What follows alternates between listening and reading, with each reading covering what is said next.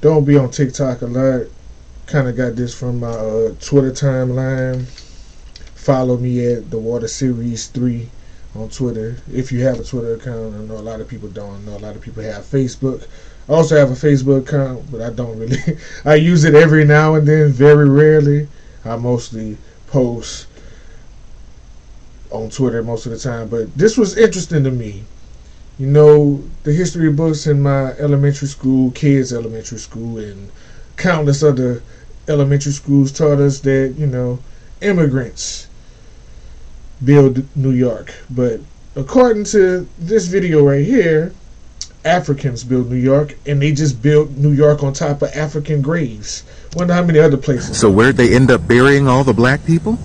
They were buried here, on the other side of the wall that gave Wall Street its name. All funerals had to take place during the day, and no more than 12 people could attend an African funeral. Because during the 1600s and 1700s, white people were deathly afraid of slave revolts. They were scared that black people would get together and unite behind a common cause, like freedom.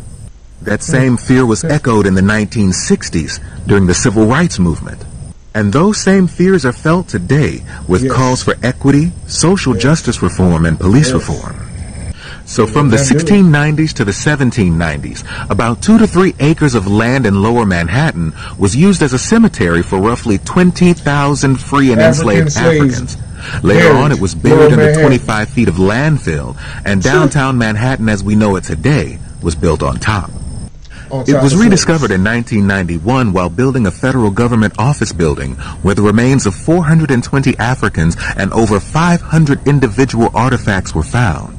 From Broadway and Chambers Street all the way down to where the Twin Towers once stood was built on top of a cemetery for free and enslaved Africans, including parts of Manhattan's Chinatown and Foley Square, which has 5 bronze historical medallions set into the sidewalk telling the story of the park and its surroundings, including one for the Negro Burial Ground, which has been preserved as the African Burial Ground National Monument that sits on Duane Street and African Burial Ground Way, also known as Elk Street. You can find it in the Civic Center section of Lower Manhattan. Before waves of European immigrants came and gentrified New York, it was built by enslaved Africans, back when it was called New Amsterdam and New Netherlands. From Manhattan to Harlem to Brooklyn and every borough in between, enslaved Africans helped to build the city of New York, and European immigrants came and built their city on top of our graveyards. It's disturbing, and it's disturbing and discouraging that they can really just do this shit, create on top of the workers, the pillagers, the people who really put in the work, kill. Let them put the work in, kill, then build their city on top of it, and then write history, just rewrite history and erase everything. But if you dig deep enough, you can find it. Gotta love the internet.